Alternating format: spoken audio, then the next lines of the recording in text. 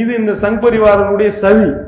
இதை ஒவ்வொரு முஸ்லீமும் விளங்கி மக்கள் மத்தியில் தெளிவுபடுத்தி இதை ஒரு காலத்தில் நாங்கள் அங்கீகரிக்க மாட்டோம். நீ இறைவனுடைய கட்டளைக்கு மாற்றமாக நீ எங்களுக்கு ஒரு சட்டத்தை போடுவாயானால் எங்களுடைய சமுதாயம், எங்களுடைய உயிரே போனாலும் அதை கட்டுப்பட மாட்டோம் என்பதை மக்கள் மத்தியில் பறைசாற்றுவதற்காகத்தான் இன்ஷா அல்லாஹ் வரக்கூடிய ஞாயிற்றுக்கிழமை நவம்பர் 6ஆம் தேதி லட்சக்கணக்கான பெண்கள் திரளக்கூடிய ஒரு பேரணி மற்றும் பொதுக்கூட்டத்தை தமிழ்நாடு தௌஹீத் ஜமாத் அறிவித்திருக்கின்றது.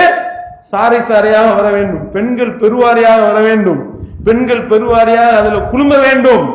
பெண்களுக்கு இஸ்லாம் உரிமைகளை வழங்குகின்றது. இந்த மாதிரியான உரிமை எந்த மதமும் வழங்கவில்லை என்பதை அங்கே முழங்க வேண்டும். அங்கே நாம் எழுப்பக்கூடிய அந்த ஒளி ஒட்டுமொத்த இந்தியாவை புரட்டி போட்டு மோடியினுடைய இந்த அராஜக ஆட்சிக்கு முடிவெட்டக்கூடிய ஒரு பேரணியாக, ஒரு பொதுக்கூட்டமாக அது மாற வேண்டும்.